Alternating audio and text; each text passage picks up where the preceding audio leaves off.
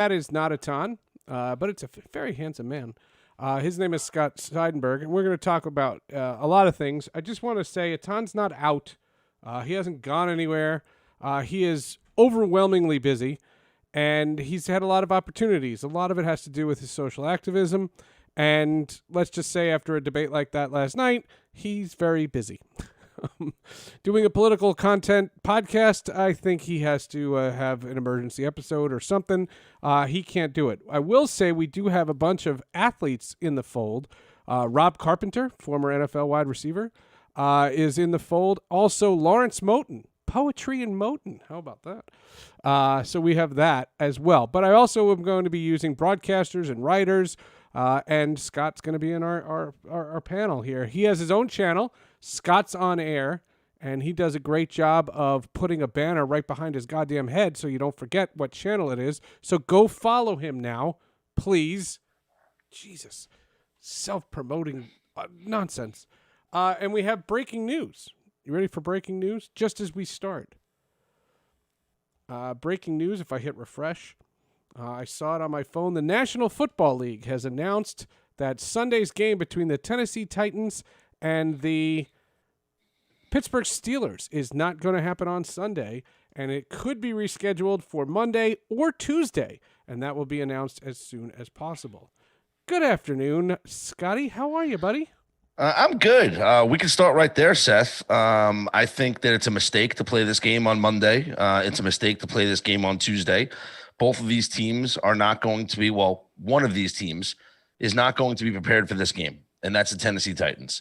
The NFL has already ruled, or the Titans have ruled. They have shut their facility down, and I don't know how they're going to practice and be able to prepare for a football game without being in their facilities all week. Right. It's an extreme disadvantage for them.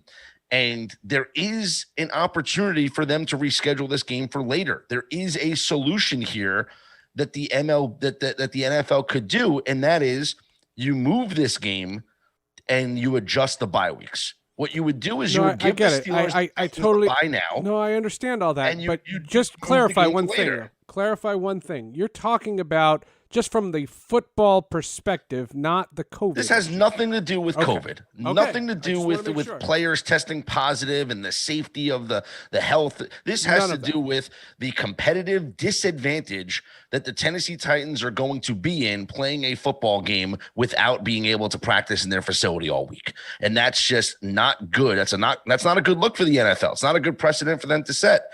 Mike Tenenbaum, former general manager of the Jets and the Dolphins, and he's now working with ESPN. He put out the solution, and he said that it's very simple. The Titans have a week 7 bye. The Steelers have a week 8 bye. Steelers play the Ravens in week 7. So what you would do is you would move Steelers Titans to week 7 and then Steelers Ravens to week 8. And then you would give both of these teams the bye week now here in week 4.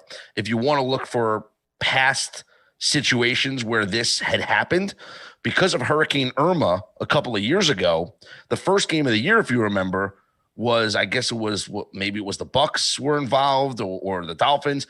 They canceled that game, gave each team the bye week in week 1, and both teams were forced to play 16 straight games.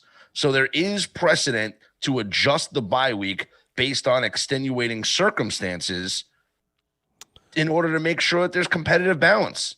I understand everything you're saying. I'm not even disagreeing with everything you're saying. I just think that it's a little naive to think that this is the only time this is going to happen, and that you're probably going to have to build in extra weeks and not do what you're saying and, shoestring in the rearrangement of a schedule to force this bye week. And like all of that is all well and good. You're not wrong.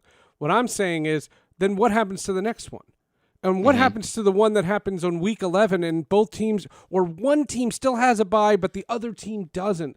That's not how this is going to work. I think but the NFL can survive. And even if there is, you can still play the game. There's just going to be a competitive disadvantage. And even if the Titans are missing players, there are players that can fill that void. There's 53 men on the roster. You built the practice squads for that. Exactly. The next man up mentality is all well and good. And what the argument, the reason why, they're saying Monday or Tuesday is I think what they're going to do is let's assume that everything is copacetic and that they can open the facility on Saturday and that everyone in the facility, you could run 2 really legitimate practices. You could essentially have your Wednesday, Thursday on Saturday, Sunday. Correct. And then have your walkthrough on Monday and play the game on Tuesday. Yeah. And this is 2020. Play games. So what? Who cares? Well, put it on national television. But by playing on Tuesday get better ratings now, than whatever show you were going to air. Oh, the fans would love it. But by playing a game on Tuesday, now you're putting the teams at a disadvantage for the following Sunday. But that's not a crazy one because you'll have 10 days to be ready for it. And the teams that play on Thursday night get screwed anyway. Yeah, of course. Thursday night football is the dumbest idea. So, but that's the thing. Like you can build that in. I just think if you cancel the game, if you're gonna say right now, and the NFL I thought was gonna say this, and they never did during training camp, is push the playoffs back. And push the playoffs back by literally 2 weeks. And push the Super Bowl back and push everything back 2 weeks because there was precedent in that the NFL had agreed to that. And what you do is you build these 2 weeks, and if you go 17 weeks without any cases, which you knew was never going to happen, then you can move everything back up. But this argument that you're going to have just this one time, I think that's foolhardy. I really do. And I think it's been amazing, honestly, that I think it's amazing that the NFL has only had this once. Not because I think this is an irresponsible league, and I've seen their protocols up close. I just can't imagine with the size of the rosters that nothing like this is going to happen.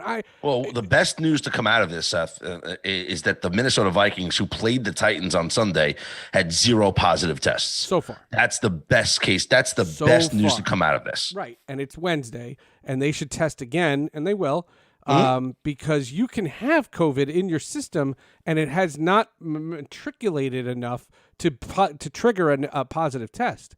That's the argument against college football, is that if you test negative on Friday, but have it, you go on the field, you're slobbering all over a bunch of people, and then you test positive on Sunday or Monday. That's in college. You've just exposed 53 people. And that's my argument against college. In the NFL, it's the same thing. The only difference in the NFL is they make a lot of money, and they all had a chance to opt out. You know what I'm saying? So for the NFL, in my perspective, what I'm just saying is I would gas this game. I would gas this game and play it week 18 because there's going to be others. And it makes sense. It'll suck. It'll suck if the Steelers have another game canceled and now they have 2 makeup games. But I wouldn't hodgepodge. And then you're running into the Major League Baseball scenario where it's some teams don't play a full 60 game schedule right. and it's going to go by winning percentage and you're compromising. You want to preserve the integrity of your season. Right. Are any teams in the National League like arguing because the Marlins made the playoffs? Right. In the baseball, you want to do baseball? Because listen, everything's on the table here. We can even talk about the news we can talk about the news that I broke on Twitter too. That break on Twitter is not getting any love, but we'll see what happens when the news actually comes out. You broke news. What'd you break? I broke news yesterday on Twitter. I didn't know. It has not been picked up because I'm the only one to break it. So we'll see if I actually that the match 3.0 is in the works with TNT, and there will be another golf match. The Tiger and Phil, they did the first one. That's cool. They did the second one with Peyton Manning and with Tom Brady, and a third one is in the works with 2 high-profile basketball personalities. Oh, cool! And it is not Michael Jordan. Oh, that's too bad. But 2 high-profile basketball personalities. Tiger Woods is not involved, but Phil Mickelson is. And cool. the target date is the Friday after Thanksgiving. Yeah, I had no idea about this. Well, when Andrew Marchand or somebody else puts it out there, then they better make sure I get credit for it. They better make sure. Same source that told me this, by the way, told me about Brady versus Manning, and I laughed them off because I thought because I thought there's no way that Tom Brady getting ready for a football season was going to play in this cockamamie golf event. Right. But I was wrong, and there was incredible TV ratings for it. Yeah. I bet on every single hole while I was watching it, and it was a very fun event. That's very cool. Yeah. All right, let's do the baseball. I hate this with a fiery passion. So do I. I think it's disgusting, and I think that you took your division winners. Your division winners should get some kind of reward. And the fact that you have teams that are wild card teams that are beating division winners 2 games, which is nothing. 2 games is nothing. But Major League Baseball, any team with an ace can beat any team on any day. It's all about the starting pitching. So it doesn't matter if you're the 8th seed or the 1 seed. Your ace is better than the other ace is going to win. I hate this, but I love it. So I hate the fact that the division winners get no benefit. I hate that the division winners even have to play in this thing. But I do love the idea of a best of 3 wild card round for an expanded postseason. Hate it. The whole one and done wild card thing. Love it. I thought it was a little bit of, I'd like to see more games. Nope. But I don't want there has to be a benefit to winning your division. The 3 division winners should already be in the divisional series. But you're missing a major point, and that is the teams don't want a week off. They don't want 5 days off.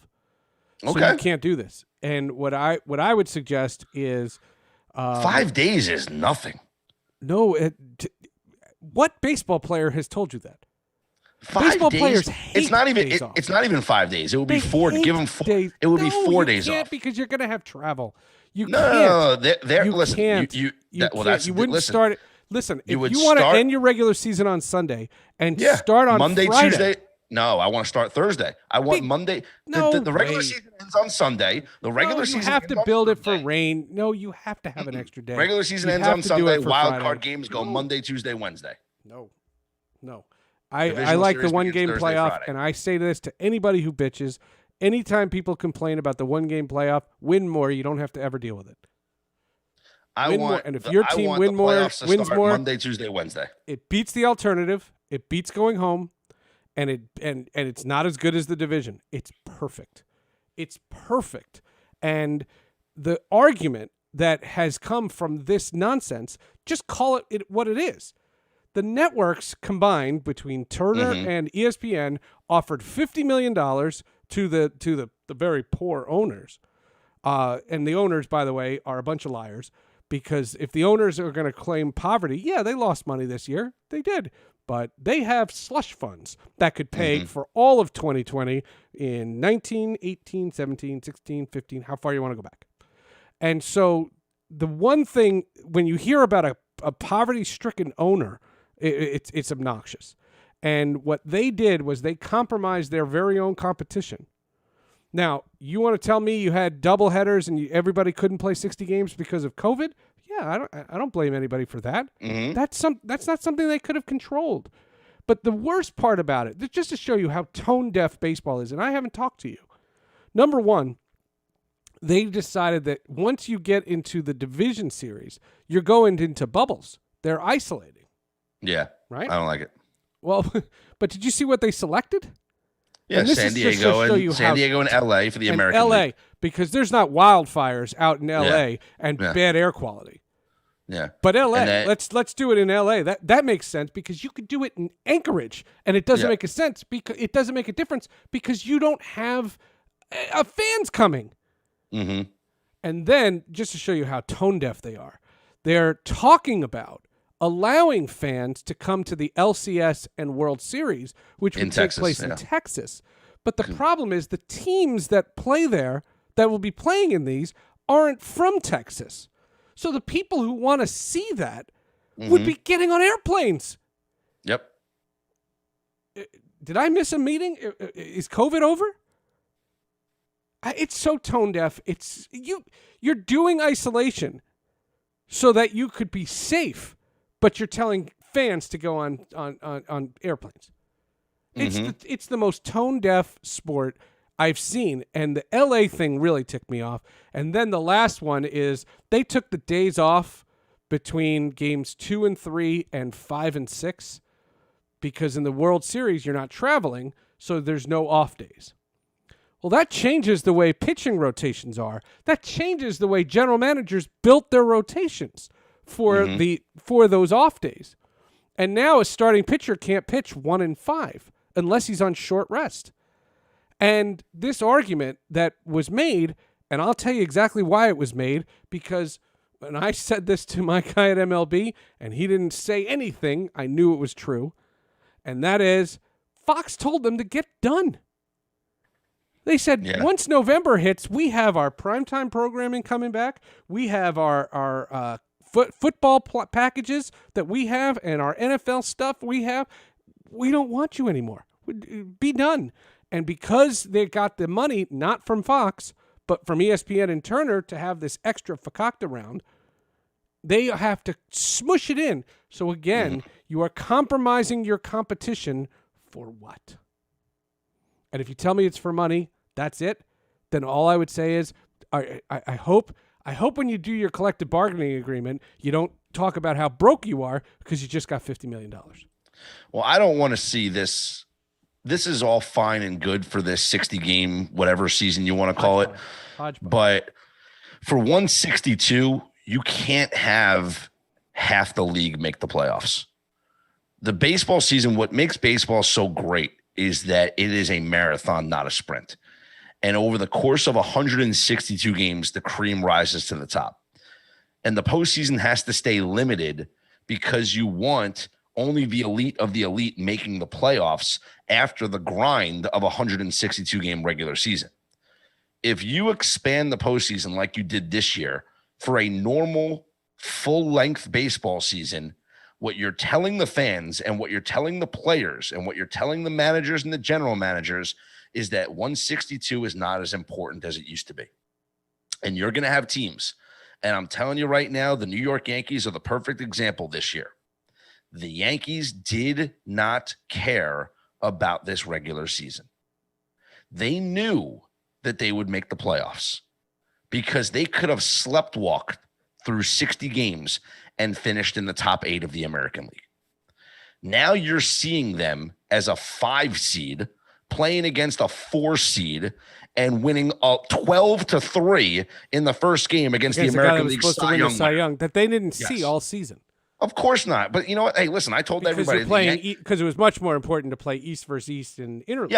Yes. And listen, I told everybody last night that my play of the day was the Yankees scoring over 3 runs because, one, Bieber has never pitched in the postseason before, so there probably could have been jitters, and there's no crowd to feed off the electricity there, so it's just him and the Yankees. That's a lot of pressure. 2, he has never seen the Yankees this season, and when he has seen the Yankees in the past, he's given up 9 runs and 8.2 innings. And 3, it's the Yankees, and it's the postseason, and it's the healthiest their lineup has ever been. Come on. So the Yankees sleptwalked through this entire 60-game season, knowing that they were going to make the playoffs. Now they're turning it on, and now they're going to advance.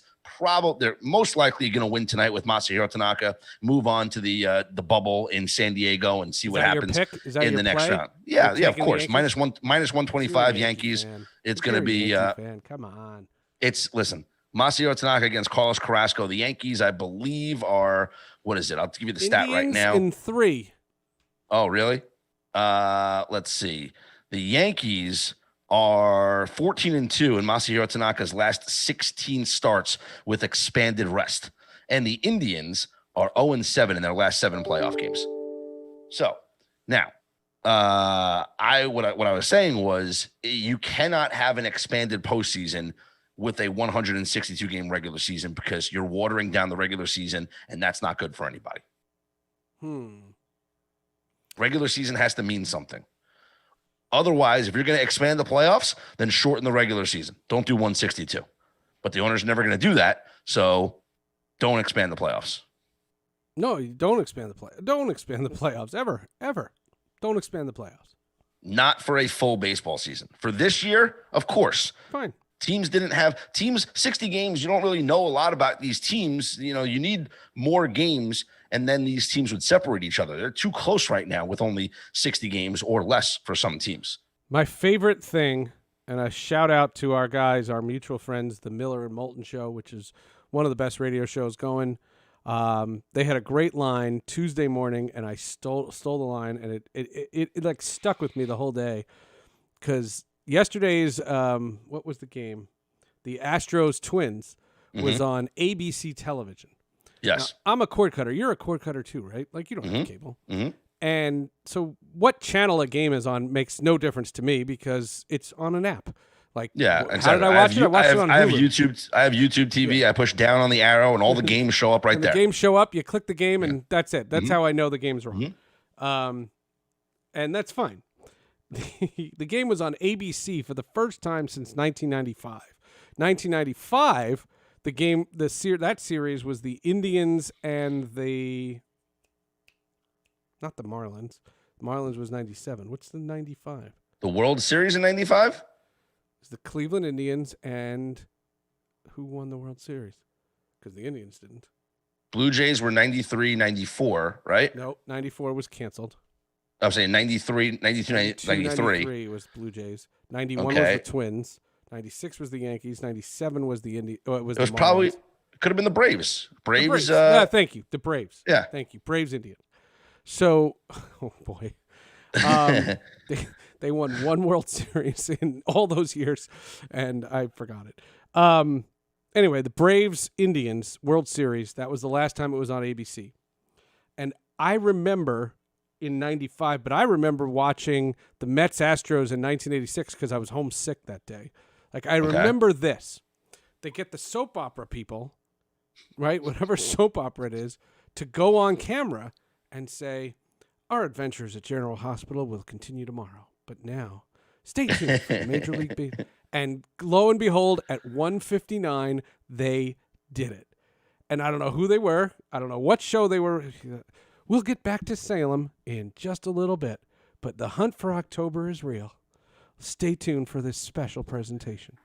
And I was like, yes, that's awesome. I love that. I love that. It made me feel like it was 1985 again. And I thought that was so funny. And the vitriol that 65-year-old ladies were calling that radio station, they probably all joined Twitter just to complain. Funny. Because if you think about who likes soap operas, like not young people, it's older people, right? Because soap operas were a major thing in the 60s and 70s and 80s. I understand soap operas, and I even know the origin of soap operas. We had to study it. But nowadays, everybody who loves soap operas are not in their 30s and 40s. They're in their 50s, 60s, 70s, and 80s. And they are stuck on routines. They're all in quarantine. They're not going anywhere. And they live for their stories. That's what they call it. They call them the stories. Watching my stories, yep. The vitriol that must have come from that demographic against ABC for airing that baseball game, that was fascinating to me. I don't know why I care about it. The only other thing that I'll comment on the broadcast is the fake fans when the Indians are losing and the algorithm makes the fans cheer when the Indians get a hit and they're down 9-0. Yeah. And somebody's cheering. Stop. I think I hate the fake fans. I hate the fake crowds. You know what? You need it though. You absolutely need it. No. Yes, I don't. It's Have you ever silent. heard a baseball game without it? It's too silent. I understand that, and it's great for baseball purists, but to watch it on TV, having that, ambient noise, it makes it seem somewhat normal. I'll tell you who did the best, I think, this year, and that's the Phillies. Watching Phillies games, and I watched a lot of them this year. First of all, they put cardboard cutouts in the entire lower section of the stadium, not just certain parts of the stadium. So when you watch it on TV, every single seat is full at Citizens Bank Park. It does not look like there's an empty seat, which you see in all other stadiums. So when you're watching it on TV, even though, yes, it's cardboard cutouts, because it's multicolored and they're little shapes, it looks visually appealing on television. And then they had the ambient noise playing throughout, combined with all the zany fans that were outside the stadium in center field making noise with their noisemakers. Seriously, every time the Phillies got a hit, you heard me, me, me, me, me. I'm sure they were all wearing masks and social distancing. Yeah, they were making noise in the streets. I thought they did a great job on their broadcasts. The NFL, I don't mind it at all with the noise because you're just used to it. Hear the quarterbacks, though. I love that. Yeah, I love that. But and also with the NFL is they have a rule. The noise can only be 70 decibels or less, which if you're comparing it to Seattle, where they usually reach triple digits, it's not going to be as loud. But in other stadiums, 70 is good enough.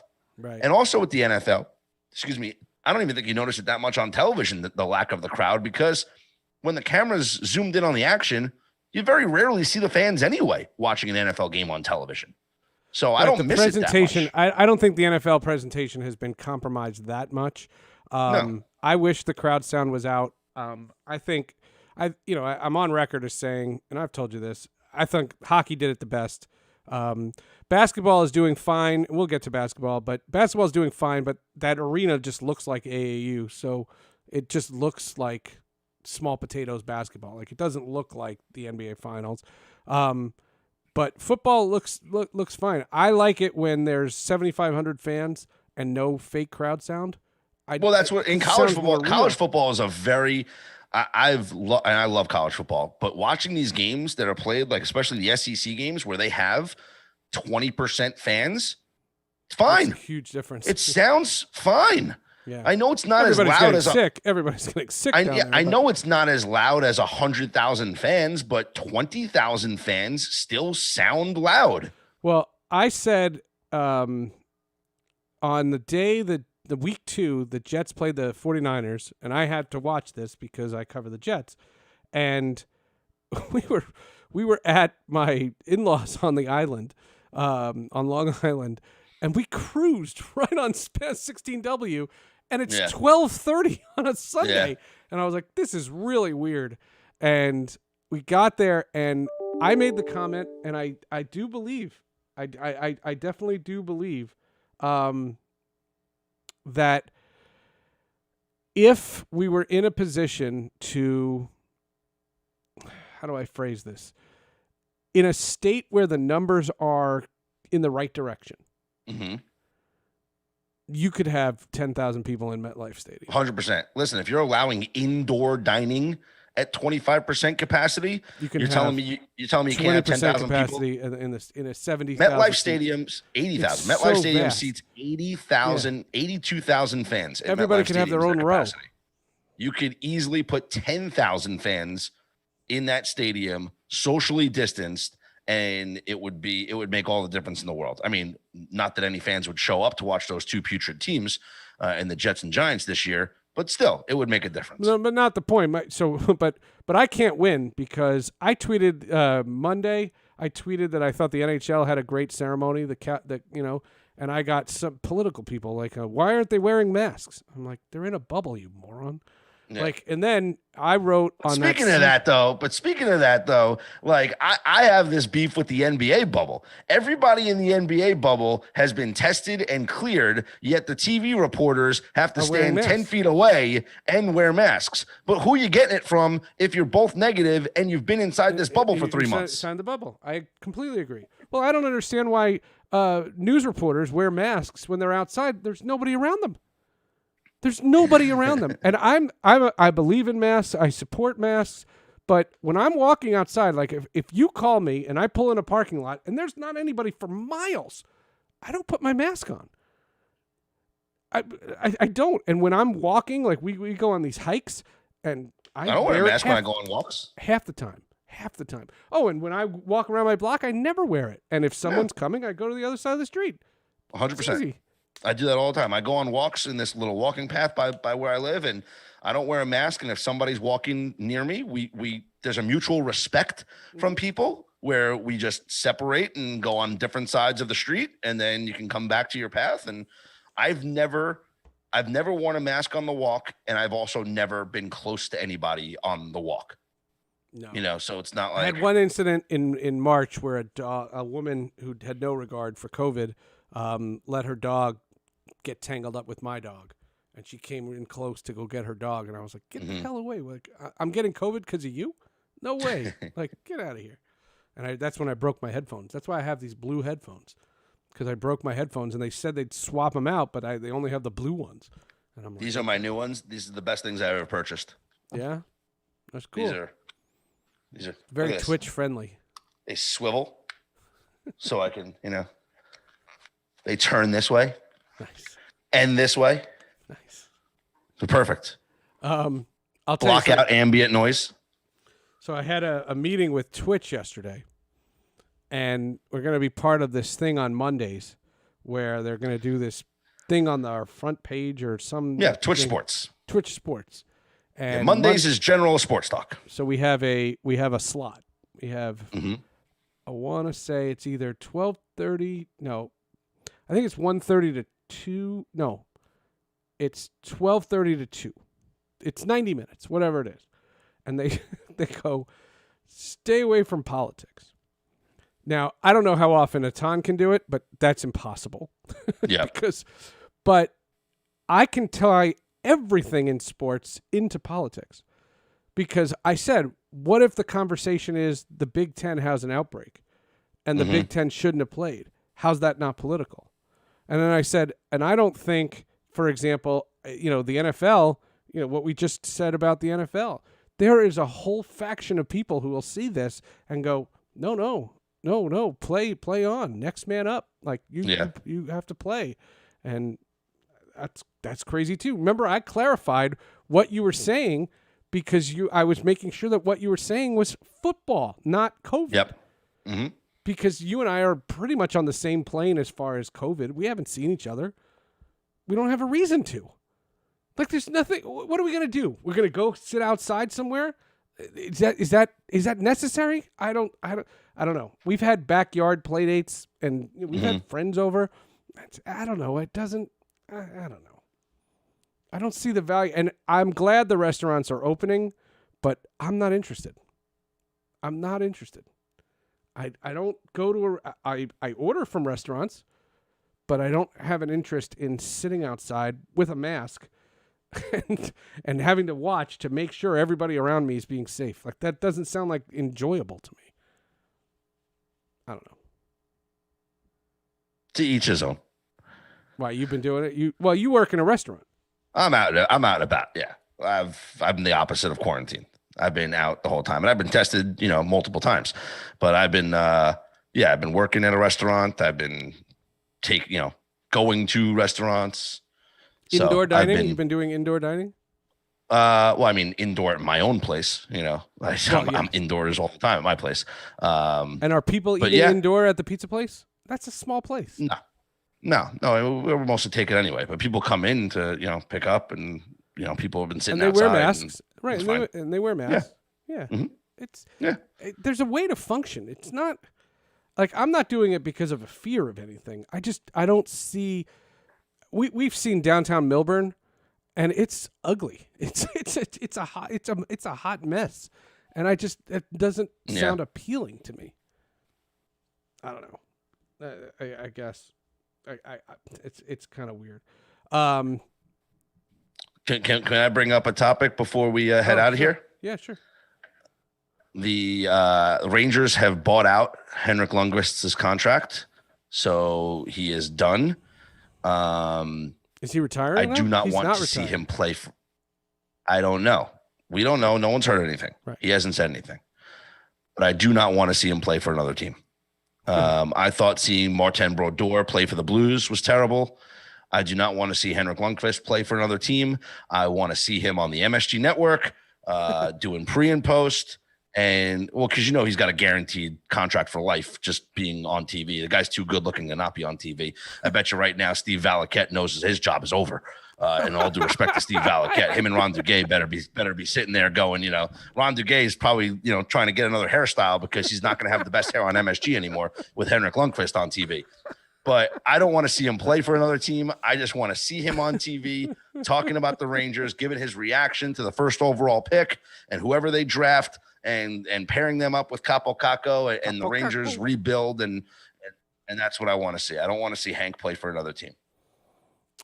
I don't know. You know what's crazy? You know what's crazy when you think about Hank? Think about this, though. How spoiled New York sports fans have been over the past 15 to 20 years. There are 15-year-old kids who have seen, and maybe even younger or older, whatever, in this past 20 years, you've seen Derek Jeter play with the Yankees his entire career. Eli Manning play with the Giants his entire career. Henrik Lundqvist play with the Rangers his entire career. I mean, we're talking about iconic franchise players that don't exactly exist in today's sports landscape. Nope. There's very few of them all around cities across the country. And for New York to have an icon essentially in every sport, that's extremely rare. Forget about the Knicks and the Nets, whatever, basketball doesn't count. But to have these iconic players that have played their entire careers with one team. I mean, even Patrick Ewing had those years in Seattle, which stunk. But you think about it. But I don't think of Hank, those years like it. That Eli, doesn't bother me. And Patrick Ewing's a Nick, and that doesn't bother me. Joe Montana, of course he is. And Martin Brodor's a Devil. Joe Namath played for the Rams, and Tom Brady will be a Patriot. Right. It doesn't bother me. I see it. What bothers me is when people in the media tell players to retire, because you're not doing that. So just so we're clear, if Henrik Lundqvist wants to keep playing, and the Rangers have said goodbye to him, and he doesn't want to hang it up, he can go anywhere. And he should. And what I don't believe in is I don't believe unless you have played the sport that they've played, or sports, unless you're an athlete, you don't know the blood, sweat, tears, the dream of doing it since you're 10 years old. You don't know what sports has meant to that person. I remember when I asked Eli Manning 2 years before he retired, and I said to him, do you think about a plan after? And he said, no, I don't. I don't have one. And I think he's formulating one now. And I just think that if the Jacksonville Jaguars had called Eli Manning up and said, we're signing you, he'd have gone. He knew there were no other opportunities, so he wanted to walk on his own terms. But the reality of it is that if a player can find it, my only issue is when players retire and then change their mind, and we have these big ceremonies like that's Brett Favre and Roger Clemens. Like, once you retire, it's over. But it is not our place to tell a player to retire. And if Henrik Lundqvist wants to come on and mentor a young goalie like Mackenzie Blackwood of the New Jersey Devils, I take him, and I hate him. I've hated him for years. I have nothing but respect for him, but I hate his guts. And Scott Gomez is a traitor, and I'd never take that back. Is Hank the best goaltender in NHL history to never win a Stanley Cup? I'd have to look. He's a Hall of Famer. Okay. Hasek won. Dominic Hasek. Yeah, with the Red Wings. But not with the Buffalo. He's a guaranteed Hall of Famer because he has all the accolades in the NHL, but it even goes beyond the NHL. Remember, it's the Hockey Hall of Fame. It's not the NHL Hall of Fame. Right. And internationally, he's one of the greatest goaltenders. He's one of the greatest international goalies of all time. He is a gold medal winner. He has won a gold medal with Sweden. But as far as winning a Stanley Cup, he has never won one. He went to the Stanley Cup final one time with the Rangers. They lost to the Kings, but he could arguably be the greatest goaltender in NHL history to never win a cup. All right, the hockey news. By the way, if you type in best goalies 2, never win a cup comes up. This is we're not the first people to have this conversation. Ryan Miller, is he better? Of course, Lundqvist is better. Eddie Giacomin. Yes, Lundqvist is better. John Van Beesbrook. Yes. Ron Hextall. Yes. Olaf Kolzig. Yes. Curtis Joseph. Yes. Sean Hank's Burke. better than. Yeah, this list is terrible. Who know. made this list? Henrik Lundqvist is better than all of those guys. Let's see another list. All of them. Hold on, I'm getting another list. Kelly Rudy. Lundqvist is Nabokov. Thomas Vokoun. What a great Sean Burke. Mike Liut. Oh, it's Mike Liut. That's a great name. Dan Bouchard. John Van Beesbrook is number 7. Olaf Kolzig. Do you realize that Mika Henrik Lundqvist? Kiprasov. Okay, listen, the conversation's over. Henrik Lundqvist is number 4. Roberto Luongo. That's pretty good. Ron Hextall and Curtis Joseph. Roberto Luongo might have a case because, and this is what I was about to say, Henrik Lundqvist is 6th all-time NHL wins. 6th all-time. Yeah, but that's 6th in the all-time shootout era. That's a changed stat, and Brodeur will tell you that. And he's the winningest goalie, and he doesn't like that record because he got rid of the tie. Because the goalie gets credit for the win if you win in the shootout. Yeah, but also that's only a few years old, and Hank played before that too. So I think, maybe you take away a handful of those wins. It can't be wins. Wins in hockey doesn't work. I would say Luongo has the argument because Luongo's a Hall of Famer also, but Luongo's had a lot of success also with Canada. It's like who's the Dan Marino of hockey goalies? Yeah, the Charles Barkley, the Charles Barkley of hockey goalies. Yeah, who's the Charles Barkley? That's a great speed. That's a great. This is the Dan Marino. Who's the Charles? Marino Barkley. It's just so funny because Lundqvist had an impact on you, and he didn't have an impact on me. And Brodeur had an impact on you, and it had nothing to do with his sister-in-law. Of course, Marty won 3 cups. His best season he lost in 2001. That's the year you're referring to. Do you remember? And I had the greatest comparison ever. Do you remember when the Devils lost in the playoffs? When Brodeur gave up the tying goal and the game-winning goal in the final minute and a half of the minute and a half. Carolina. Yes, sure. And that was at the Prudential Center. And I compared it to Mariano Rivera against the Diamondbacks. Here you have arguably the greatest goaltender of all time in Martin Brodeur, giving up the tying and game-winning goals in the final minute plus of a playoff game. And then that was the scenario. Mariano Rivera, the greatest closer of all time. More people have walked on the moon than have scored against him in the playoffs. And here he is giving up the game to the Diamondbacks. So I thought that was a very similar scenario.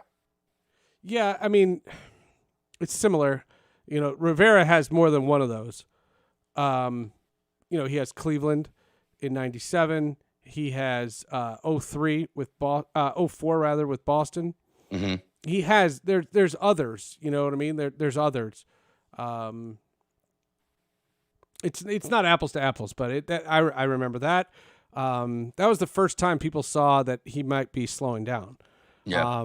Because that was unheard of. That was Carolina. We hate Carolina.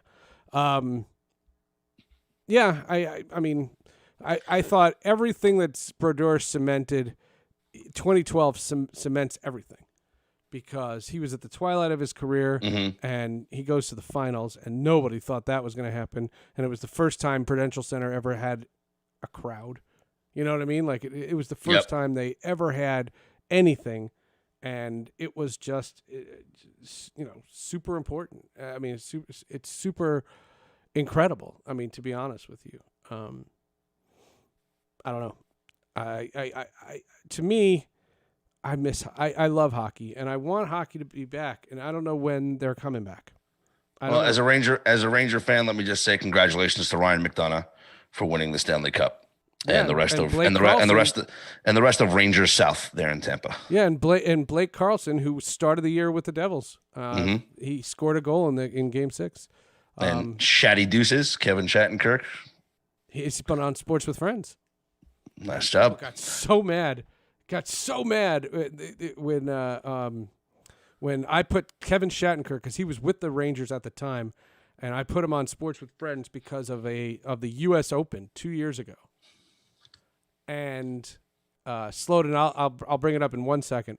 And I had a chance to talk to Kevin Shattenkirk, And I put it out as a podcast, and people were like, "You put a Ranger on your podcast called Sports with Friends? How could you?" And I was like, he was a good dude. I liked him. I didn't have a problem with him. I don't know.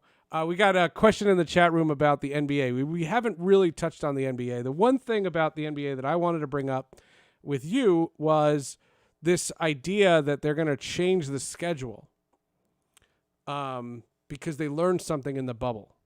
And it has to do with load management. And what they're realizing is it's not about the minutes. It's about the travel. And if you look, there's a statistic, and I didn't know this, the NBA travels more than any other sport in terms of miles. Yeah, of course. And the NBA has a stupid thing where they play home and homes, like literally 2 days after each other. Right. So, like, you'll have the Heat play Boston on Monday and then Boston play in Miami on Wednesday. That's dumb. What the NBA should do, but what they're gonna take a minor league baseball approach or a minor league hockey approach, which is when you go into a city, you're gonna play 2 games with them. Yeah, it makes sense. And they think that it'll help the overall competition, because the one thing about the NBA playoffs that you can say, and I've watched a lot of it, is the competition has been so good. I mean, the series have been dramatic, and there's been no distractions. And it doesn't feel like the NBA. It's totally different. And my complaint with the NBA is competitive balance, and you know who the finals are before it starts. And from the second round on, it was great. Yeah. Miami's run is great. Denver's run is great. I mean, Milwaukee losing, that was crazy. And you'd never see that. If they were in regular arenas, forget fans. If they were in regular arenas, there's no way Milwaukee's not. Of course. There's no way Milwaukee's not in the finals. No way. Travel is a big part of it. Yeah, travel's a big part of it. And there is a very big home advantage when, with the travel and having to play in the bubble, and not have that travel means that basically the higher seeds were at no advantage to the lower seeds, because there was no, 3 games on this court or whatnot. I enjoyed the NBA bubble. I think it's great. I'm rooting for Miami. And I love what Miami's done all postseason long. And I think that the NBA should seriously look into shortening the regular season. And yeah, but see, but then now you're talking about owners. And when will owners let regular season games go? Yeah. Because so much of the NBA's revenue is local. There's no way. There's no way. What you can do is change the schedule so that you play series like baseball. I don't think you're gonna ever play less games. You'll play more games. You won't play less games. And I just think the big thing is to change the mentality from minutes. Everybody used to think it was minutes. And there have been players who would sit out games and still travel with their team. And that's not helping, because the travel, even though it's first-class travel, and I've done it, it's great, it still sucks. It's not great. You don't get off the airplane at 2 a.m. going, "Oh, this is the life." Like it's not. It doesn't feel like that. And I told you the one trip that I made that I still can't get over, which was a Thursday night game in Atlanta and a Friday night game in Anaheim. I'm sorry. I don't care what your whole schedule. I was screwed up for days, and I had no idea what was going on. And I just remember, how can you ask somebody to compete on a higher level? And a great comment in the chat, you'd have higher ticket prices if you have less games. You can't. Yeah, sure. No. Sure. All right. Well, like I said, I'm rooting for Miami. I really hope that that Miami wins. They've been great all postseason long. They've made me a lot of money all postseason long, and we'll continue to bank them as underdogs against this Laker team. A while. I didn't know a while. Stinks. I didn't know that. All right. That'll do it for this edition. Thank you so much. How can people find you on this Twitch thing? There it is. Twitch.tv/Scott's on air. Always on Twitter and social media at Scott's on air. That's me, Scott Seidenberg. Very nice. Scott's on air. Very nice. Very nice. All right. We will be back in just a moment. We have many more shows. Scott will be back.